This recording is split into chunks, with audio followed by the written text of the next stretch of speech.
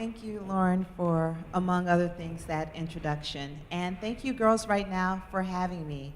As it was said in the introduction, I serve on the advisory board of Girls Right Now. And Girls Right Now is the most amazing organization. The idea of matching teen girls with writing mentors, it sounds so simple, but as people in this room know, it's like really a life-changing moment.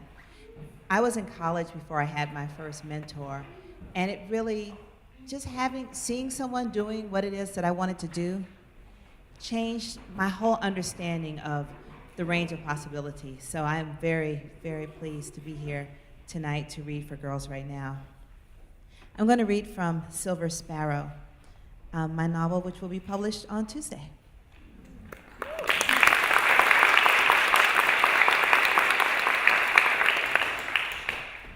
Chapter 1, The Secret. My father, James Witherspoon, is a bigamist. He was already married 10 years when he first clamped eyes on my mother.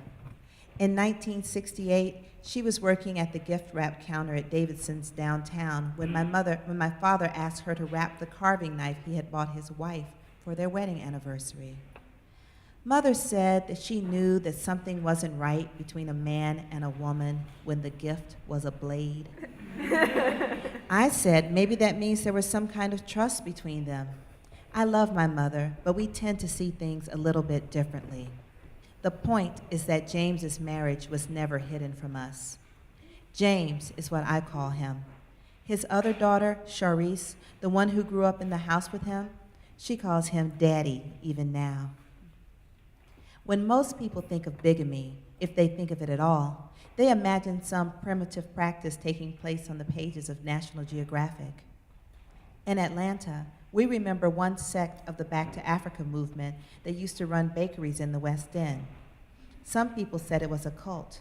Others called it a cultural movement. Whatever it was, it involved 4 wives for each husband.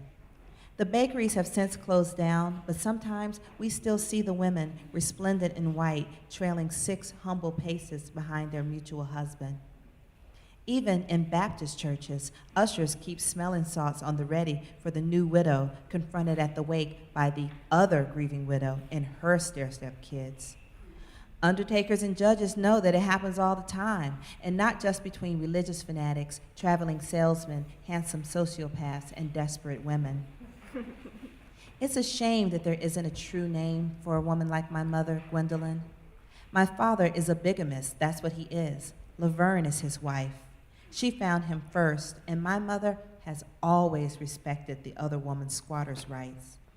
But was my mother his wife too? She has legal documents and even a single Polaroid proving that she stood with James Alexander Witherspoon Jr. in front of a judge just over the state line in Alabama. However, to call her only his wife doesn't really explain the full complexity of her position. There are other terms I know, and when she is tipsy, angry, or sad, Mother uses them to describe herself: concubine, whore, mistress, consort. There are just so many, and none are fair. And there are nasty words, too, for a person like me, the child of a person like her. But these words were not allowed in the air of our home. You are his daughter. End of story. If this was ever true, it was in the first 4 months of my life before Charisse, his legitimate daughter, was born. My mother would curse at me for using that word, legitimate.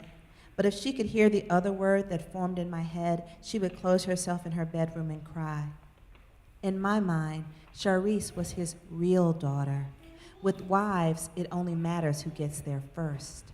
With daughters, the situation is a bit more complicated. It matters what you call things. Surveil was my mother's word. If he knew, James would probably say spy, but that is too sinister. We didn't do damage to anyone but ourselves as we trailed Charisse and Laverne while they wound their way through their easy lives. I had always imagined that we would eventually be asked to explain ourselves, to press words forward in our own defense. On that day, my mother would be called upon to do the talking. She is gifted with language and is able to layer difficult details in such a way that the result is smooth as water.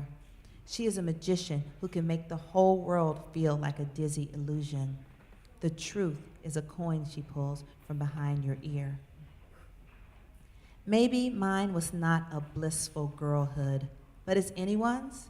Even people whose parents are happily married to each other and no one else, even these people have their share of unhappiness. They spend plenty of time nursing old slights, rehashing squabbles.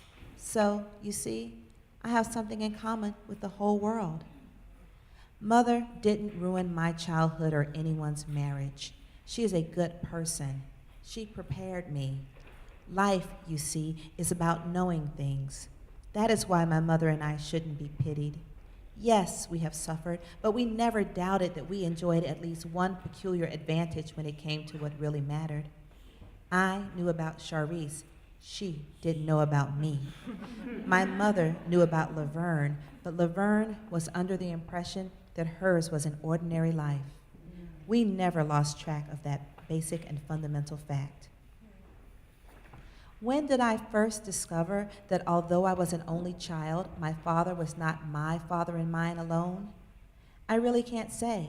It's something that I've known for as long as I've known that I had a father. I can only say for sure when I learned that this type of double-duty daddy wasn't ordinary. I was about 5 years old in kindergarten when the art teacher, Miss Russell, asked us to draw pictures of our families. While all the other children scribbled with their crayons or soft lead pencils, I used a blue ink pen and drew James, Charisse, and Laverne. In the background was Raleigh, my father's best friend, the only person we knew from his other life. I drew him with the crayon labeled Flesh because he's really light-skinned. This was years and years ago, but I still remember. I hung a necklace around the wife's neck. I gave the girl a big smile stuffed with square teeth. Near the left margin, I drew my mother and me standing by ourselves. With a marker, I blacked in Mother's long hair and curving lashes.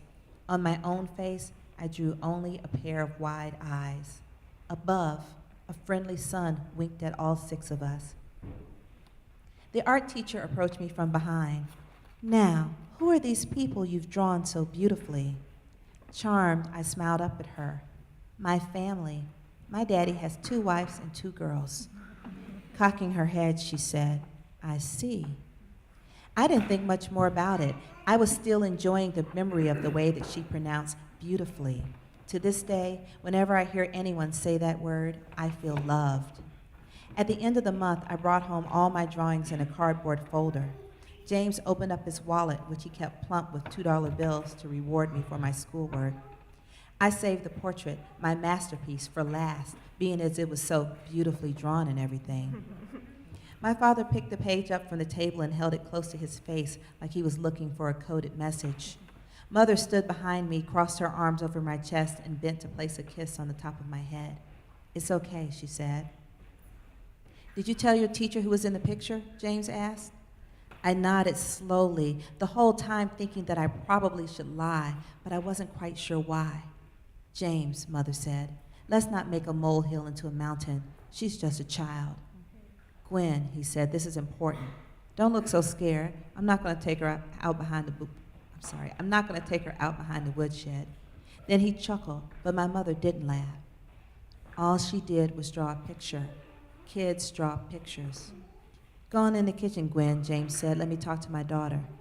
My mother said, "Why can't I stay in here? She's my daughter, too."